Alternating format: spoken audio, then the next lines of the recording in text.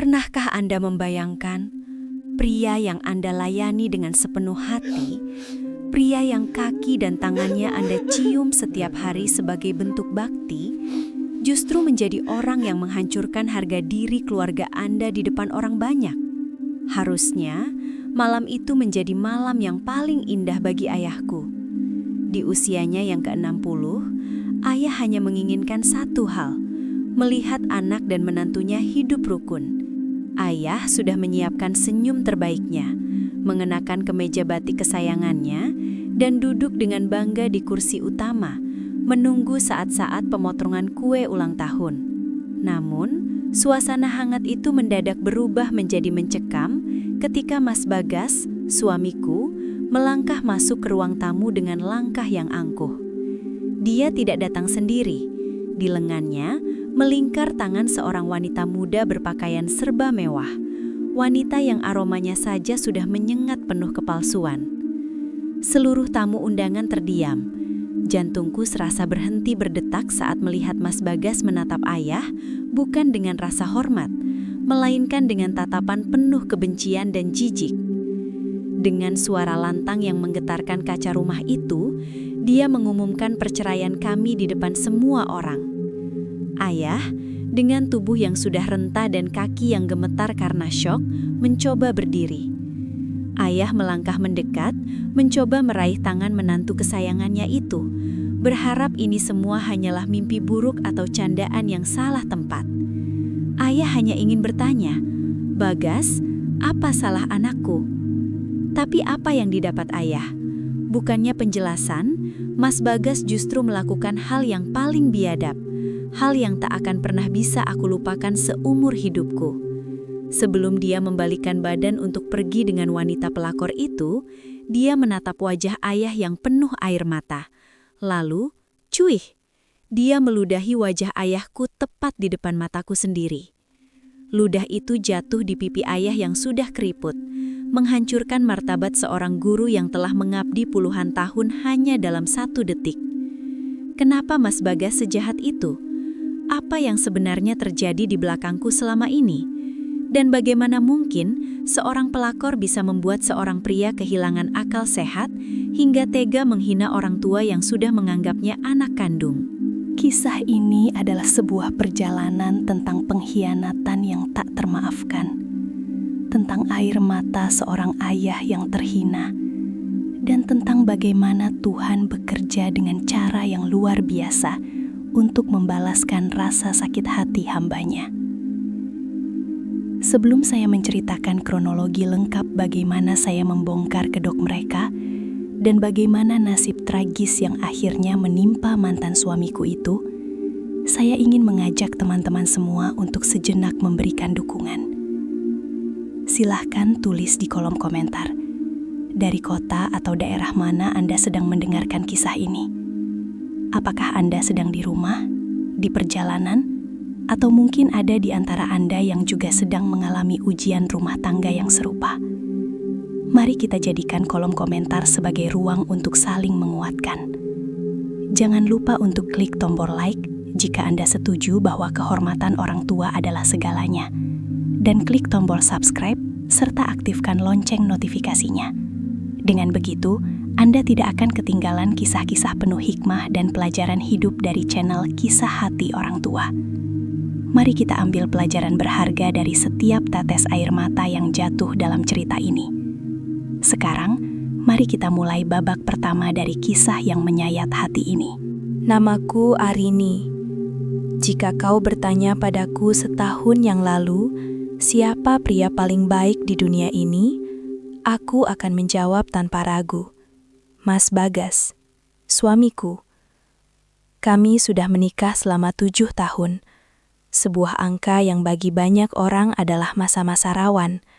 Namun bagiku, 7 tahun itu terasa seperti mimpi indah yang tak berkesudahan. Mas Bagas adalah sosok yang nyaris tanpa cela di mata keluargaku, terutama di mata ayah. Ayahku adalah seorang pensiunan guru sekolah dasar di sebuah desa kecil. Seluruh hidupnya dihabiskan untuk mendidik, memegang teguh nilai-nilai kesantunan, dan selalu melihat sisi baik pada setiap orang. Ketika aku memperkenalkan Bagas pertama kali, ayah langsung jatuh hati. Arini, pria itu punya tatapan yang tenang. Dia menghormati orang tua bukan karena takut, tapi karena adab. Begitu kata ayah saat itu. Dan memang, Bagas menunjukkan hal itu setiap hari. Setiap akhir pekan, tanpa perlu ku minta, Mas Bagas selalu mengajakku pulang ke rumah ayah. Dia tidak datang dengan tangan kosong. Selalu ada martabak manis kesukaan ayah atau buah-buahan segar yang ia pilih sendiri dengan teliti. Di sana, mereka bisa duduk berjam-jam di teras rumah yang sederhana, ditemani aroma teh melati dan suara jangkrik. Mas Bagas akan mendengarkan cerita-cerita lama ayah tentang masa-masa mengajar dengan penuh antusias, seolah-olah itu adalah informasi paling penting di dunia. Dia akan memijat kaki ayah yang sering linu atau membantu ayah membetulkan genteng yang bocor, tanpa pernah mengeluh sedikit pun tentang kemeja mahalnya yang kotor terkena debu. Bagas itu bukan sekadar menantu Arini. Dia itu anak laki-laki yang tidak pernah ayah miliki. Ucap ayah suatu sore dengan mata berkaca-kaca. Aku merasa sangat bangga. Aku merasa telah berhasil memberikan kebahagiaan terbesar untuk masa tua ayah. Di kantor, Mas Bagas juga dikenal sebagai pria keluarga. Foto pernikahanku dan dia terpajang rapi di meja kerjanya. Teman-temannya sering memuji betapa dia sangat mencintai istrinya. Dia selalu pulang tepat waktu, selalu ingat hari ulang tahun pernikahan kami, dan selalu memberikan pelukan hangat setiap kali aku merasa lelah. Namun, sekarang aku menyadari bahwa semua itu hanyalah bagian dari sebuah panggung sandiwara yang dirancang dengan sangat rapi. Kedoknya begitu sempurna sehingga tidak ada satu celah pun yang bisa kulihat. Dia menggunakan kesalehannya, kesopanannya, dan baktinya kepada ayah sebagai tameng untuk menutupi api yang sedang ia nyalakan di belakangku. Mas Bagas tahu betul bahwa kelemahan terbesarku adalah kebahagiaan ayah. Dengan membuat ayah sangat mencintainya, dia telah mengunci mulutku dan hatiku untuk tidak pernah mencurigainya. Dia mulai sering bertanya tentang tabungan masa pensiun ayah dengan nada yang sangat halus, seolah-olah dia khawatir akan masa depan kami. Rin, ayah itu sudah tua. Kita harus pastikan aset-aset beliau aman. Jangan sampai nanti ada kerabat jauh yang mencoba mengambil keuntungan. Katanya suatu malam saat kami sedang bersantai. Aku, yang saat itu masih buta karena cinta dan kepercayaan, hanya mengangguk setuju. Aku merasa Mas Bagas sangat visioner dan sangat peduli. Aku tidak pernah menyangka bahwa saat dia mengusap kepala ayah dengan lembut, di dalam otaknya dia sedang menghitung nilai tanah dan rumah yang ayah tinggali. Kesempurnaan Mas Bagas adalah racun yang paling mematikan. Dia menciptakan dunia di mana dia adalah pahlawan, ayah adalah sosok yang dilindungi, dan aku adalah penonton yang terbuai. Setiap perhatian, setiap pijatan di kaki ayah, dan setiap kata-kata manis yang ia bisikan padaku, hanyalah investasi agar saat ia menusuk kami nanti, kami tidak akan pernah siap. Ia menunggu saat yang tepat, menunggu saat ayah benar-benar menyerahkan seluruh kepercayaannya, sebelum ia menunjukkan jati dirinya yang asli. Seorang pria yang haus harta, dan tega menginjak-injak harga diri manusia demi kepuasannya sendiri. Inilah awal dari kehancuran kami. Sebuah awal yang dibungkus dengan bungkus kado yang sangat indah, namun di dalamnya berisi bangkai yang siap membusuk. Kedok itu begitu sempurna, hingga ketika ia retak, duniamu tidak hanya pecah, tapi hancur menjadi debu yang tak menyisakan apa-apa selain rasa perih yang teramat dalam. Kebohongan, seberapa rapi pun ia disembunyikan, pasti akan menyisakan jejak. Bagiku, jejak itu tidak datang seperti ledakan besar, melainkan seperti retakan rambut pada dinding kaca yang indah, hampir tak terlihat. Namun, jika kau perhatikan lebih dekat, ia sedang mengancam untuk meruntuhkan segalanya.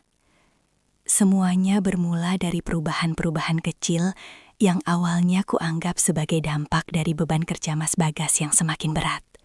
Dia yang biasanya selalu meletakkan ponselnya sembarangan di atas meja makan, kini mulai membawanya kemana-mana, bahkan ke kamar mandi. Suatu malam, Aku terbangun karena haus dan melihat cahaya redup dari balik selimut. Mas Bagas sedang mengetik sesuatu dengan sangat cepat. Wajahnya yang diterangi cahaya ponsel tampak begitu tegang sekaligus antusias. Begitu aku bergerak, dia langsung mematikan ponselnya dan berpura-pura tidur dengan nafas yang diatur sedemikian rupa. "Mas, belum tidur?" tanyaku pelan. "Hanya memeriksa email kerjaan sebentar, Rin. Tidurlah lagi," jawabnya tanpa menoleh.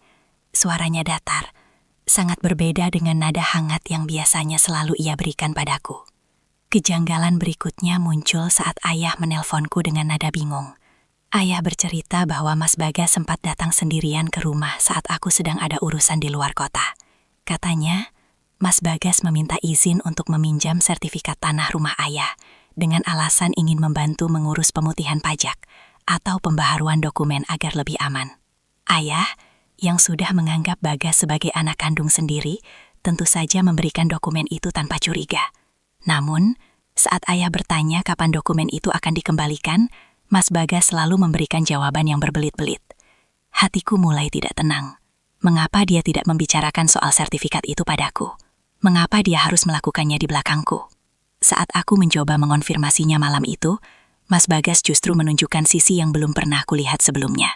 Kemarahan yang meledak-ledak. "Kamu tidak percaya padaku, Rin? Setelah semua yang kulakukan untuk keluargamu, aku hanya ingin memastikan masa tua ayah terjamin. Kenapa kamu jadi seperti detektif yang mencurigai suaminya sendiri?" bentaknya. Matanya yang biasanya teduh kini berkilat penuh kebencian. "Untuk pertama kalinya dalam 7 tahun pernikahan kami, aku merasa asing di rumahku sendiri. Aku melihat seorang pria yang bukan suamiku. Aku melihat seorang predator yang sedang terpojok. Sejak saat itu, suasana rumah berubah menjadi dingin. Mas Bagas mulai sering pulang larut malam dengan aroma parfum wanita yang sangat menyengat. Parfum yang harganya pasti sangat mahal. Aroma bunga lili yang bercampur dengan musk. Sangat berbeda dengan aroma sabun atau parfum yang biasa aku gunakan. Dia sering beralasan ada pertemuan dengan klien besar di hotel berbintang. Namun, naluri seorang istri tidak pernah bohong.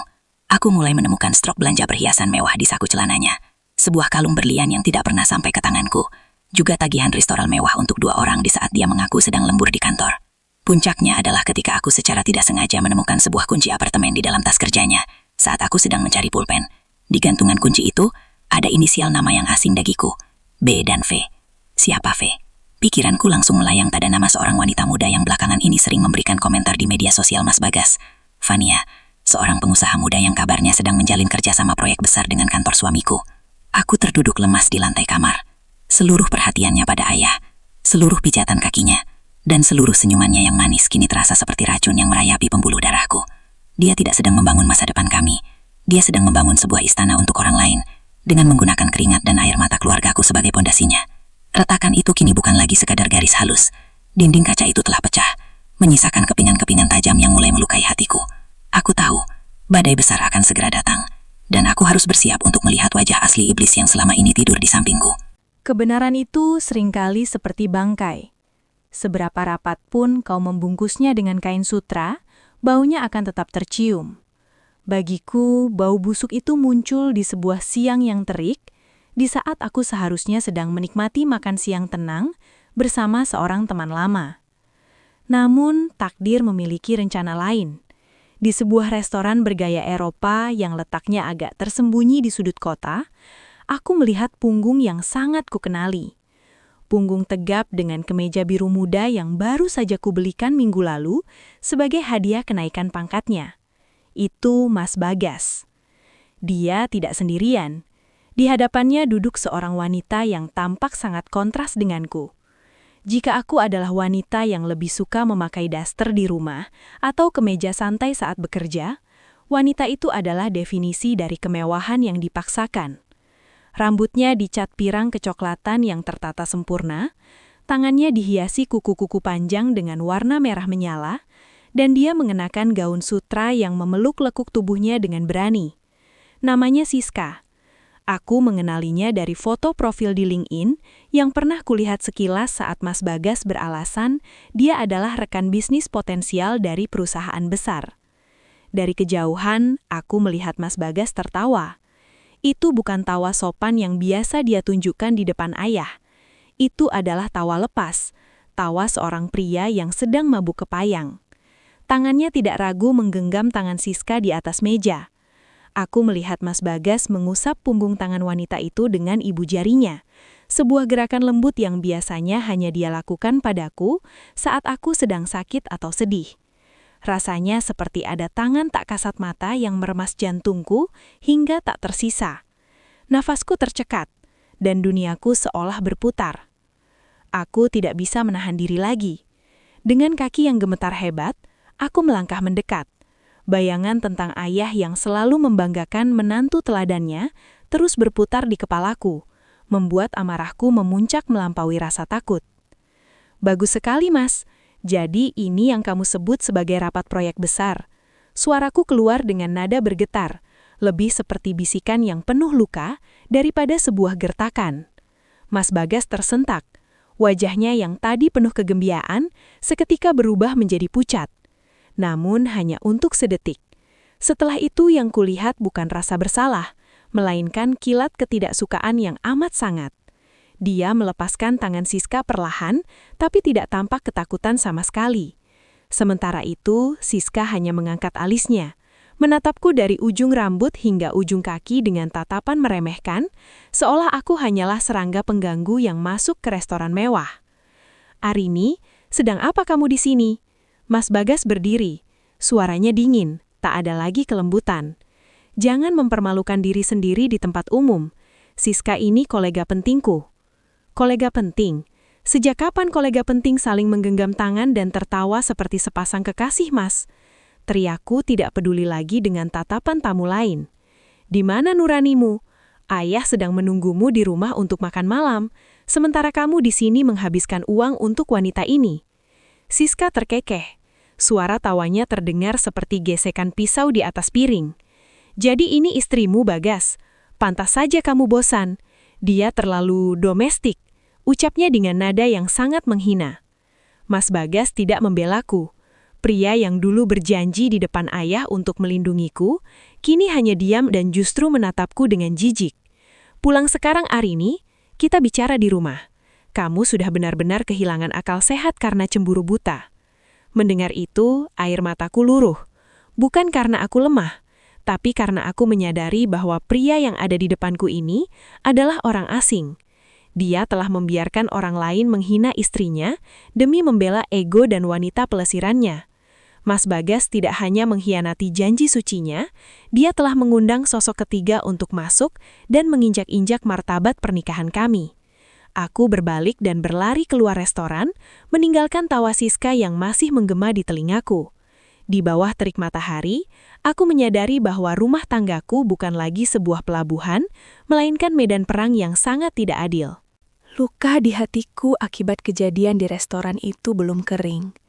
Namun, Mas Bagas sudah menyiapkan belati baru untuk ditikamkan ke punggung keluargaku. Setelah hari itu, dia tidak pulang ke rumah selama 3 hari. Ketika dia kembali, wajahnya tidak menunjukkan penyesalan sama sekali. Dia masuk ke rumah dengan angkuh, seolah-olah dialah korban dari kecemburuanku yang dia sebut gila. Namun, di balik sikap dinginnya itu, aku menangkap ada sesuatu yang lebih gelap sedang ia rencanakan. Kecurigaanku terbukti saat aku mengunjungi ayah di hari Minggu. Ayah tampak lesu, duduk di kursi rotan kesayangannya, sambil menatap kebun singkong di belakang rumah dengan pandangan kosong. Saat aku duduk di sampingnya, ayah menghela napas panjang, sebuah napas yang syarat akan beban yang selama ini ia simpan sendiri. "Arini," panggil ayah pelan. Suaranya serak, terdengar lebih tua dari biasanya. Bagas tempo hari datang lagi. Dia bilang perusahaan tempatnya bekerja sedang butuh jaminan untuk proyek besar. Katanya kalau proyek ini tembus, dia bisa membelikan ayah rumah yang lebih bagus di kota. Jantungku mencelos. Aku tahu persis arah pembicaraan ini. "Lalu, ayah membelikan sesuatu padanya?" Tanyaku dengan nada yang tertahan, mencoba menyembunyikan getaran di suaraku. Ayah menatapku dengan mata yang mulai kabur oleh kata hak.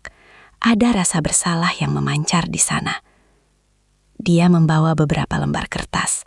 Katanya hanya prosedur administrasi supaya dia bisa jadi penanggung jawab proyek. Ayah tidak begitu paham bahasanya, Rin. Terlalu banyak istilah hukum yang rumit. Tapi karena Bagas yang meminta, dan dia bilang ini demi masa depan kalian berdua, ayah tanda tangani. Duniaku serasa runtuh seketika. Ayah sudah menandatanganinya. Semuanya. Ayah mengangguk pelan. Ada sekitar 5 lembar. Dia bilang itu mendesak. Setelah ayah tanda tangan, dia langsung pergi terburu-buru. Bahkan tidak sempat meminum teh yang ayah buatkan. Aku merasa mual. Mas Bagas telah melakukan hal yang paling aku takutkan. Dia memanfaatkan ketidaktahuan ayah dan kepercayaan buta orang tua itu untuk kepentingannya sendiri. Ayah tidak tahu bahwa tanah seluas 1 hektar di pinggir desa itu adalah satu-satunya harta yang ia miliki. Harta yang ia jaga selama puluhan tahun sebagai jaminan masa tuanya dan warisan untukku. Tanah itu rencananya akan dijual sedikit demi sedikit untuk biaya pengobatan jantung ayah yang mulai sering kambuh. Dan kini, tanah itu berada di tangan seorang pria yang bahkan tidak sudi membela istrinya sendiri. Malam itu, aku mencari berkas-berkas di ruang kerja Mas Bagas saat dia sedang tertidur lelap. Mungkin karena kelelahan setelah menghabiskan waktu dengan Siska. Di tumpukan paling bawah, sebuah map terkunci yang berhasil kupaksa buka. Aku menemukan salinan dokumen tersebut. Mataku membelalak melihat isinya. Itu bukan sekedar dokumen administrasi kantor. Itu adalah surat kuasa mutlak dan perjanjian gadai aset kepada pihak ketiga. Mas Bagas telah menjaminkan sertifikat tanah ayah untuk pinjaman modal senilai miliaran rupiah atas nama perusahaan baru yang ia dirikan bersama Siska. Di sana tertera jelas nama Siska sebagai komisaris utama. Dia tidak hanya mengkhianati ranjang pernikahan kami, dia sedang merampok masa tua ayahku untuk memanjakan wanita pelakor itu. Amarahku memuncak hingga ke ubun-ubun. Aku ingin membangunkan Mas Bagas saat itu juga, mencakar wajahnya dan meneriakkan betapa iblisnya dia. Namun, aku teringat pesan ayah untuk selalu bersabar. Tidak, ini bukan saatnya untuk sekedar marah. Ini adalah saatnya untuk bertindak cerdik. Mas Bagas pikir dia sudah menang karena memegang tanda tangan ayah. Dia pikir ayah yang rentah itu adalah mangsa yang muda. Dia tidak sadar bahwa aku, anak dari guru sekolah dasar yang dia remehkan ini, tidak akan membiarkan sepeser pun keringat ayah jatuh ke tangan wanita murahan itu. Aku memotret semua dokumen itu dengan tangan gemetar, memastikan setiap detailnya terekam jelas. Ini adalah bukti. Rahasia ayah mungkin terancam, dan tanah itu mungkin sedang dipertaruhkan di meja judi bisnis suamiku. Tapi aku bersumpah demi Tuhan, aku akan membuat Mas Bagas membayar setiap tetes air mata yang akan jatuh dari mata ayahku nanti. Perang ini baru saja dimulai, dan kali ini aku tidak akan kalah. Malam itu, langit di atas rumah ayah tampak mendung. Seolah alam pun tahu bahwa badai yang lebih besar akan segera pecah di dalam sana. Rumah yang biasanya tenang itu kini meriah dengan hiasan lampu kuning dan karangan bunga kecil. Ini adalah hari ulang tahun ayah yang ke-60. Sebuah pencapaian usia yang seharusnya dirayakan dengan rasa syukur dan kedamaian. Ayah mengenakan kemeja batik sutra pemberianku, duduk di kursi utama dengan senyum yang dipaksakan. Aku tahu, hatinya sedang tidak tenang, karena sudah seminggu Mas Bagas tidak menunjukkan batang hidungnya di rumah ayah. Rin, suamimu jadi datang kan? Ayah sudah menyiapkan piring khusus untuknya. Tanya ayah berulang kali. Suaranya yang serak membuat hatiku perih.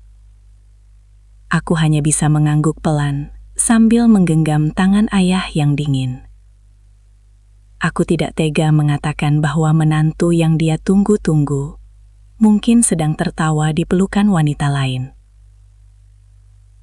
Sekitar pukul 7 malam, tamu undangan yang terdiri dari kerabat dekat dan tetangga lama sudah memenuhi ruang tamu.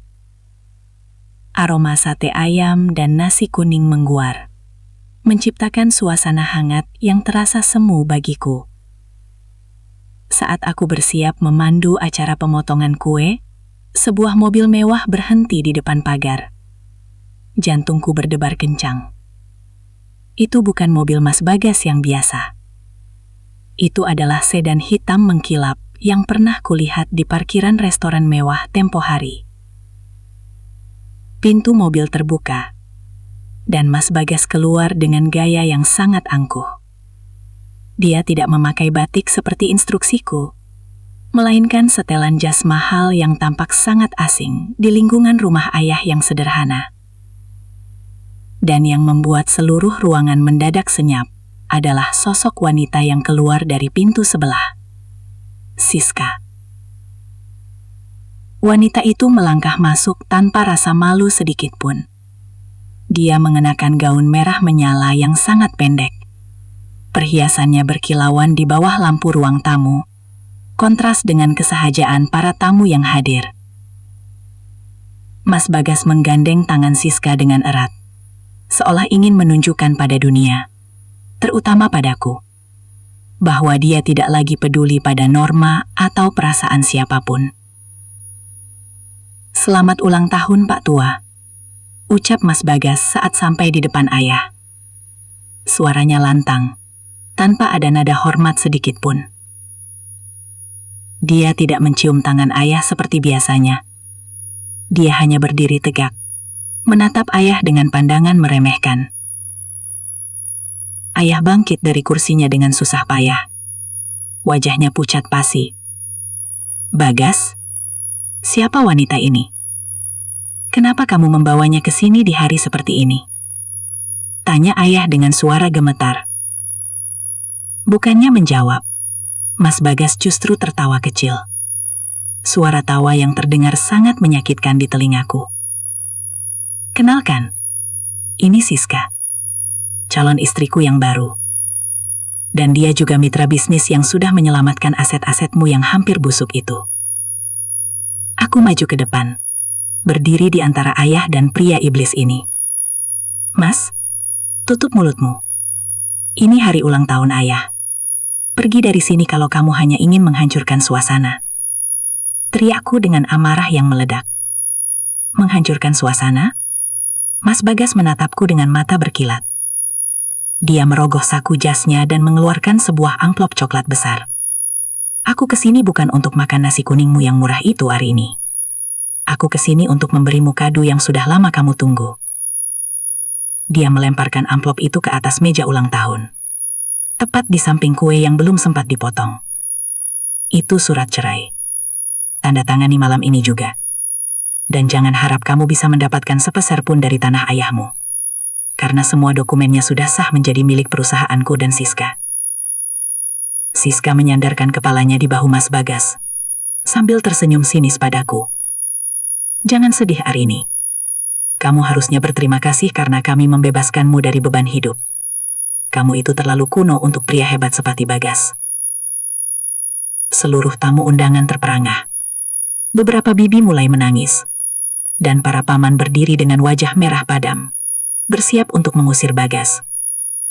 Namun aku hanya bisa menatap ayah. Ayah yang renta itu memegang dadanya.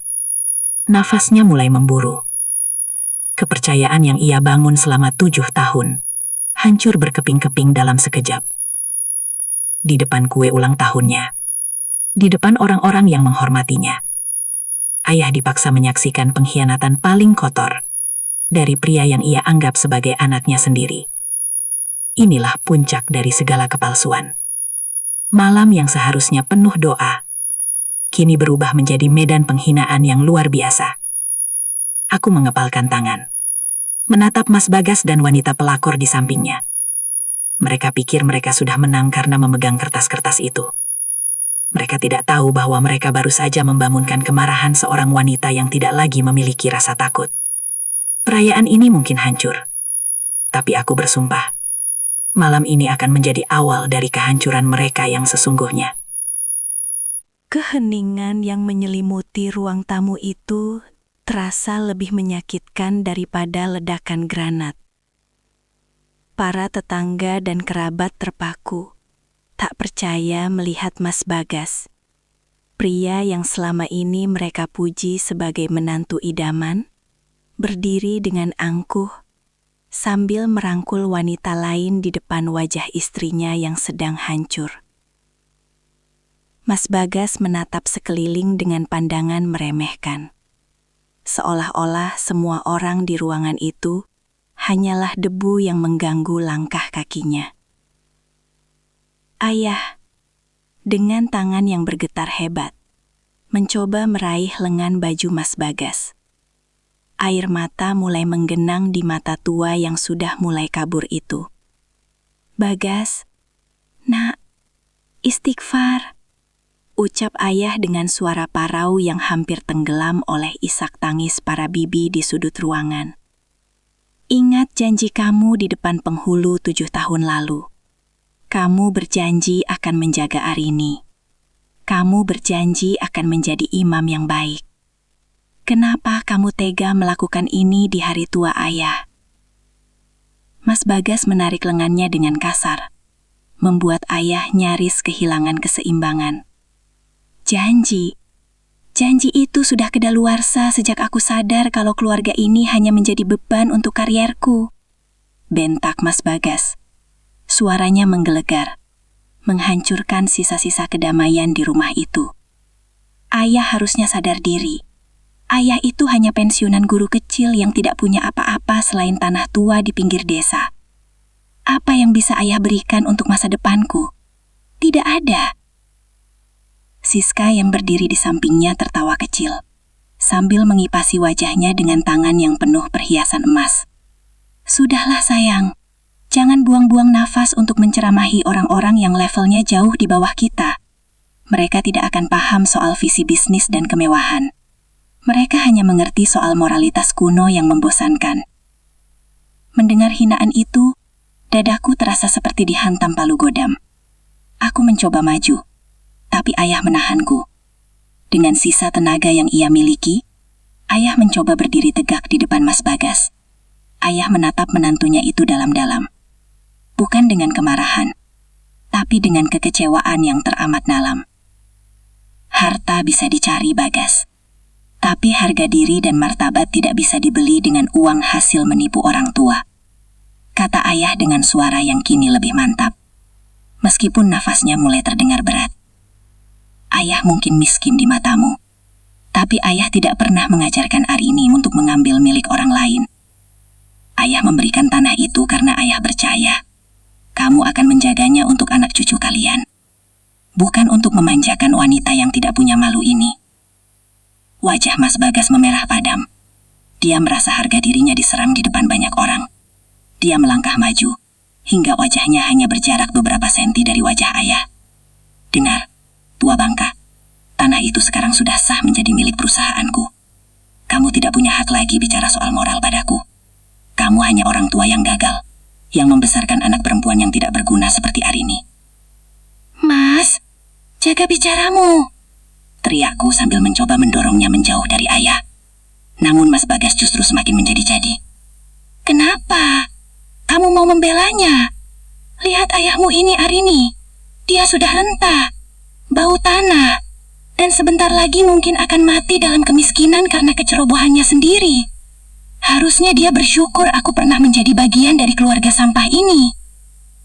Hinaan itu begitu tajam, menusuk hingga ke jantung ayah.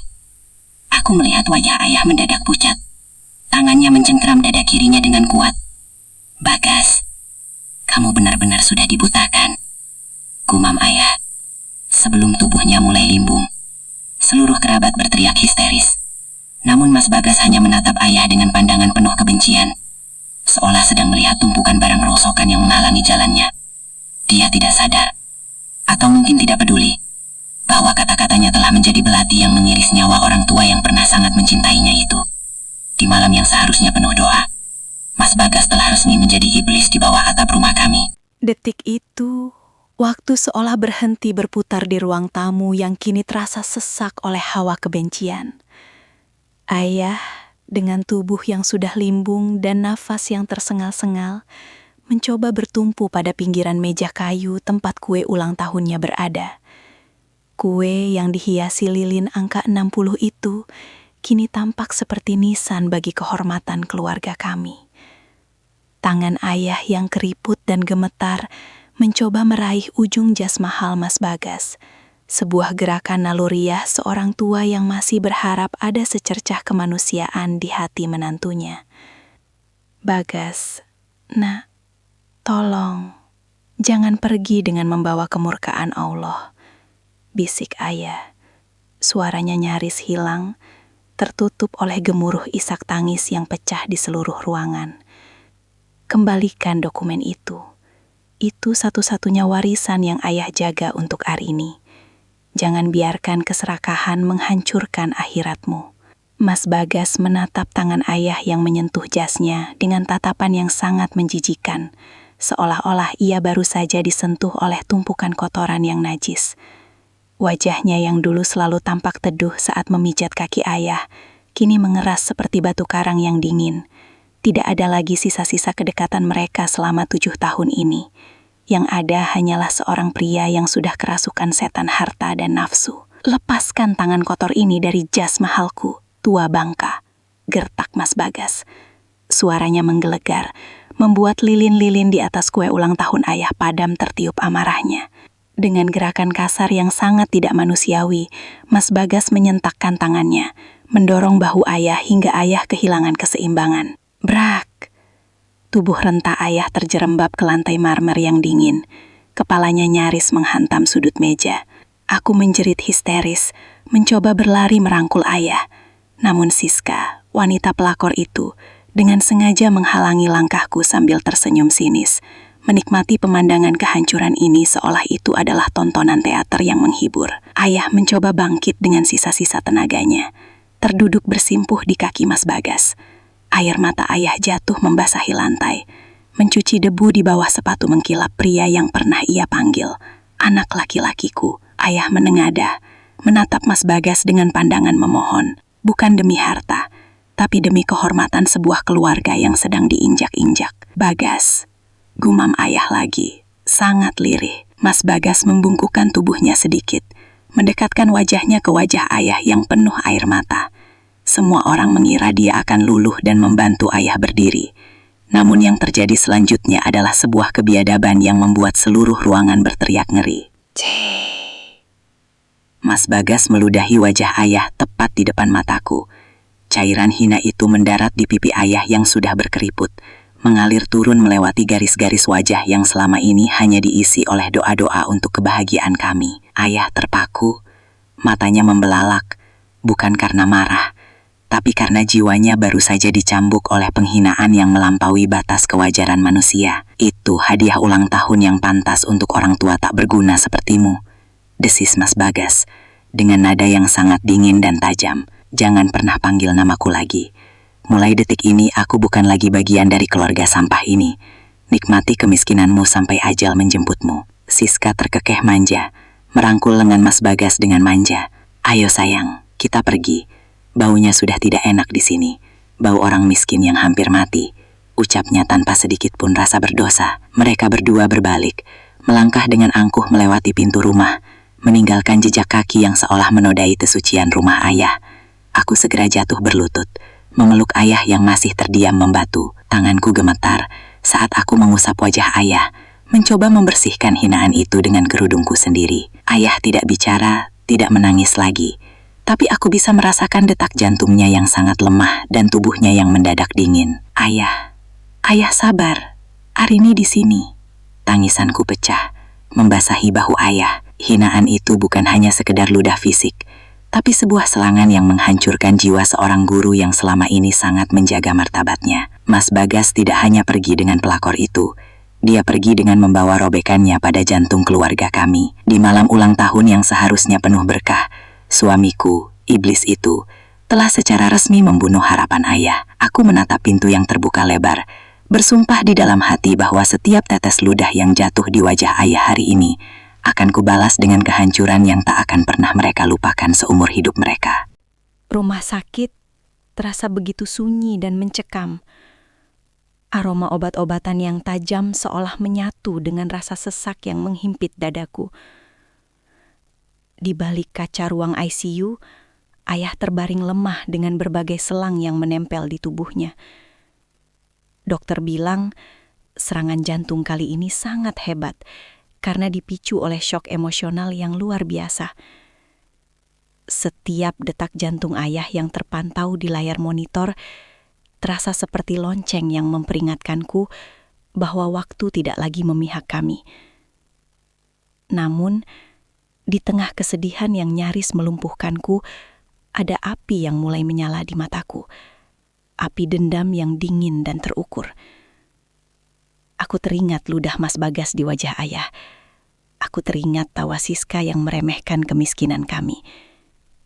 Jika mereka pikir aku akan menyerah dan menangisi nasib, mereka salah besar. Ayah, bertahanlah, bisikku pada kaca dingin itu. Arini tidak akan membiarkan iblis itu tidur nyenyak. Langkah pertamaku adalah menghubungi seorang sahabat lama ayah, Pak Baskoro, seorang pengacara senior yang dikenal jujur, namun mematikan di ruang sidang. Dengan tangan yang masih gemetar, aku menyerahkan semua foto dokumen yang berhasil kupotret secara diam-diam di ruang kerja Mas Bagas malam itu.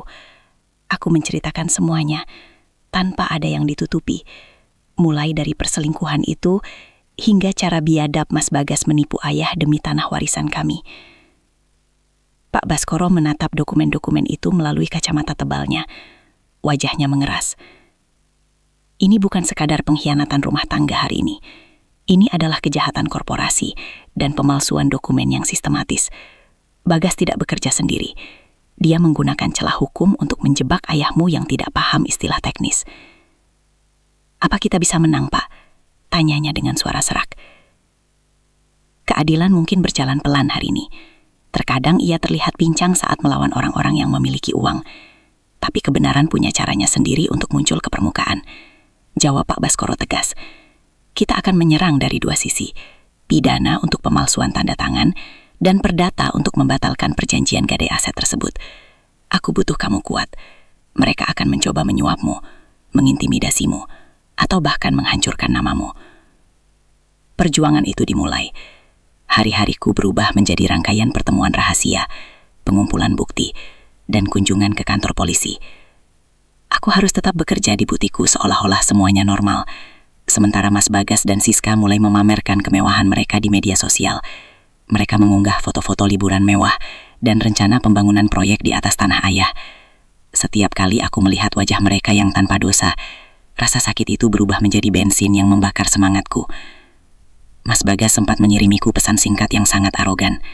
Jangan buang uangmu untuk pengacara hari ini. Kamu hanya akan berakhir di jalanan. Tanda tangani surat cerai itu sekarang, atau aku akan pastikan ayahmu tidak punya biaya untuk rumah sakit. Aku tidak membalas. Aku hanya menyimpan pesan itu sebagai tambahan barang bukti ancaman.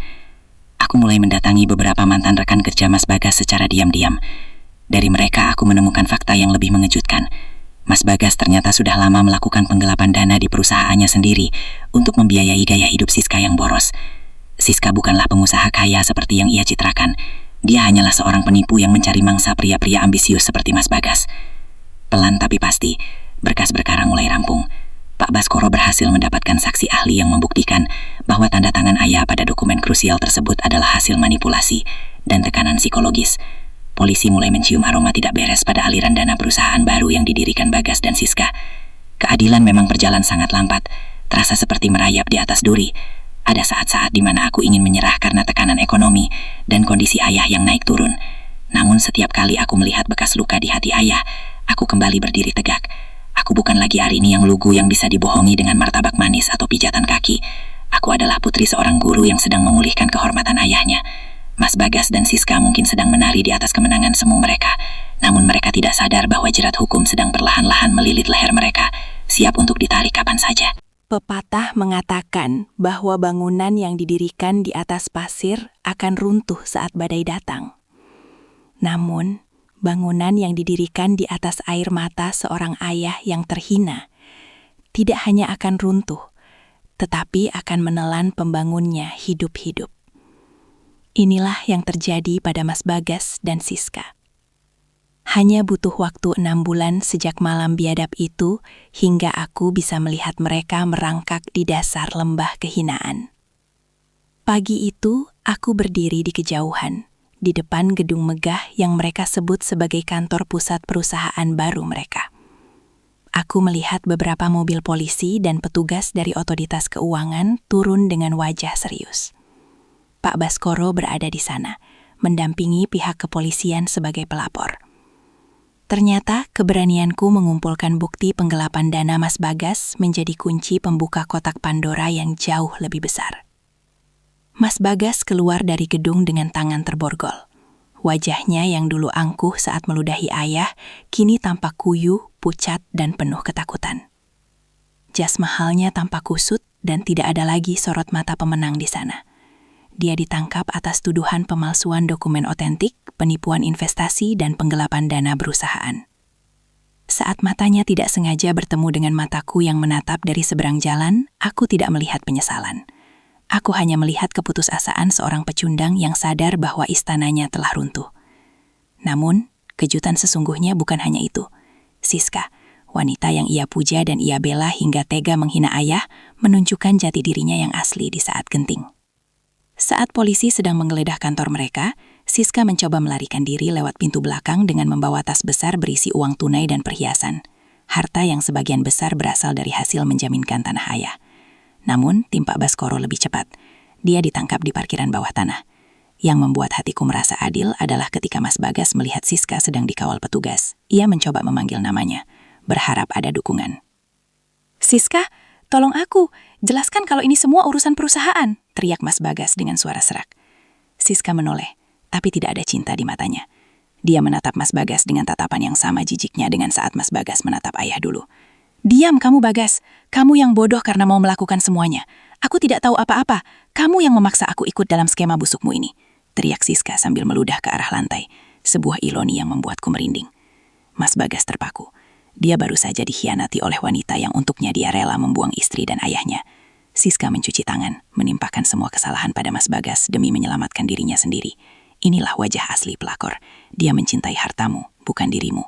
Saat hartamu habis dan hukum menjeratmu, dia akan menjadi orang pertama yang menginjak kepalamu agar dia bisa tetap bernafas. Tak lama setelah penangkapan itu, berita besar lainnya muncul.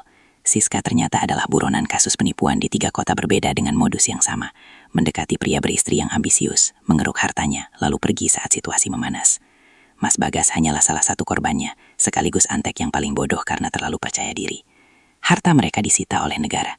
Apartemen mewah, mobil sedan hitam yang angkuh itu, dan semua kemewahan yang mereka pamerkan di media sosial lenyap dalam semalam. Yang paling membahagiakan adalah keputusan pengadilan perdata yang menyatakan bahwa surat kuasa atas tanah ayah tidak sah demi hukum. Tanah itu kembali ke tangan ayah. Aku mengunjungi Mas Bagas di sel tahanan hanya sekali, untuk memberikan surat cerai yang sudah sah diputuskan pengadilan. Dia duduk di balik jeruji besi, terlihat sangat menyedihkan. "Rin, tolong aku, maafkan aku hilaf karena Siska," isaknya, mencoba meraih tanganku dari balik celah besi. Aku menarik tanganku. "Mas, aku sudah memaafkanmu sejak lama demi ketenanganku, tapi luka di wajah ayah karena ludahmu malam itu tidak akan pernah bisa dihapus oleh maafmu. Nikmati sisa hidupmu di sini, merenungi setiap inci penderitaan yang kamu berikan pada orang tua yang sangat mencintaimu." Aku melangkah pergi tanpa menoleh lagi. Di belakangku, suara raungan penyesalan Mas Bagas menggema di lorong penjara yang dingin. Dia kehilangan segalanya, istri yang setia, ayah yang tulus, harta yang ia puja, dan wanita yang ia gila-gilai.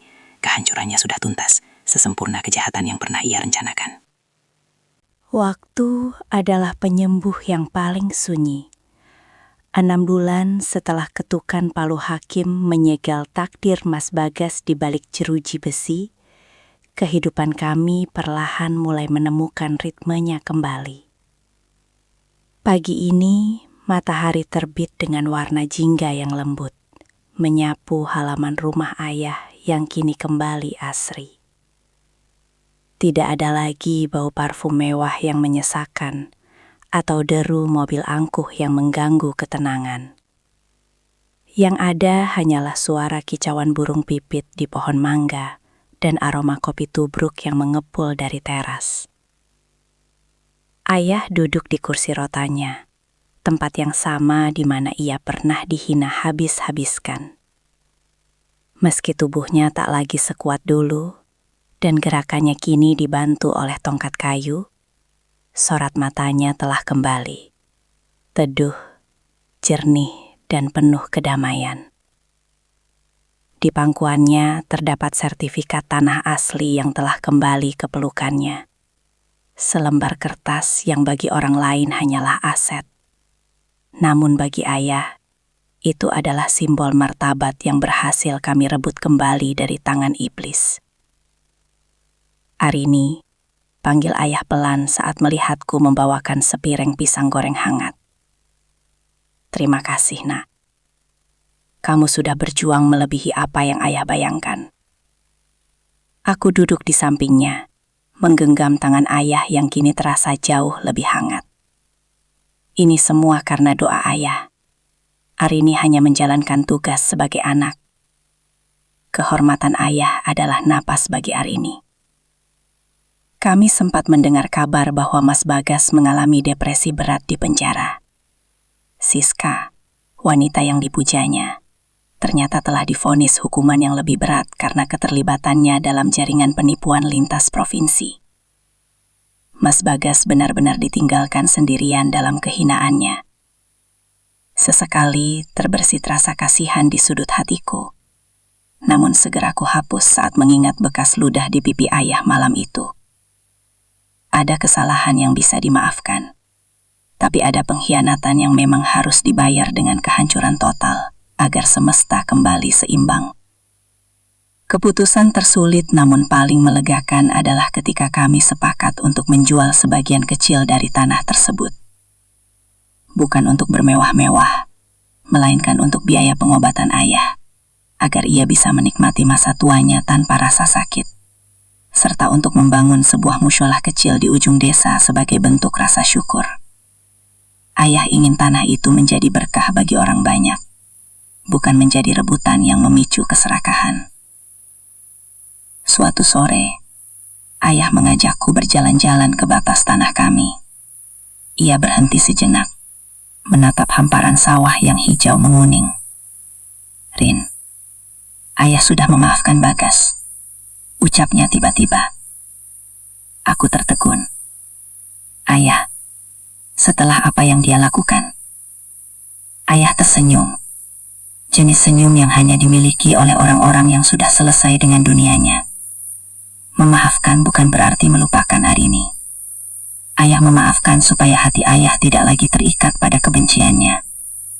Ayah ingin pergi menghadap Sang Pencipta dengan hati yang bersih, bukan hati yang penuh dengan ludah kemarahan. Biarkan hukum manusia mengadili raganya, dan hukum Tuhan mengadili jiwanya. Bagian kita adalah melanjutkan hidup dengan kepala tegak. Mendengar itu, air mataku luruh. Aku menyadari bahwa meski raga ayah telah disakiti, jiwanya tetaplah seorang guru yang tak terkalahkan. Dia adalah pemenang yang sesungguhnya. Kini, aku berdiri sebagai wanita yang baru. Aku bukan lagi istri yang lugu yang bisa dimanipulasi oleh kata-kata manis. Aku adalah Arini, putri seorang guru, yang belajar bahwa cinta sejati tidak akan pernah meminta kita mengorbankan orang tua. Rumah tangga yang hancur mungkin meninggalkan bekas luka, tapi fajar baru yang muncul setelah badai selalu membawa cahaya yang lebih terang. Kami memulai hidup baru, di bawah atap rumah yang kini dipenuhi dengan doa dan kasih sayang yang tulus. Masa lalu yang pahit itu telah kami bungkus rapi, menjadi pelajaran berharga bahwa kebenaran mungkin sempat tertatih, namun ia tidak akan pernah tersesat untuk sampai ke rumahnya. Sahabat kisah hati orang tua, kisah Arini dan ayahnya adalah pengingat keras bagi kita semua, bahwa di dunia ini ada hal-hal yang jauh lebih berharga daripada tumpukan harta atau pesona cinta sesaat, yaitu adab dan berbakti pada orang tua. Jangan pernah sekali-kali kau rendahkan orang yang telah membesarkanmu. Karena sekali air mata mereka jatuh karena kezolimanmu, maka pintu langit akan tertutup bagimu, dan bumi akan menyempit untuk menghimpitmu. Ingatlah, pelakor atau pihak ketiga hanyalah ujian yang akan menunjukkan siapa dirimu yang sebenarnya. Jika kau memilih mengkhianati keluargamu demi mereka, maka kau sedang berjalan menuju lubang kehancuranmu sendiri. Harta bisa dicari, Namun doa tulus dari seorang ayah yang teraniaya adalah senjata yang paling tajam di hadapan Tuhan. Terima kasih telah menyimak kisah ini sampai bab terakhir. Semoga kita semua selalu menjadi anak yang berbakti dan dijauhkan dari sifat serakah yang mematikan nurani. Saya, admin Kisah Hati Orang Tua, pamit undur diri. Jangan lupa bagikan video ini jika Anda merasa kisah ini bermanfaat. Sampai jumpa di video berikutnya, dan salam hangat untuk orang tua Anda di rumah.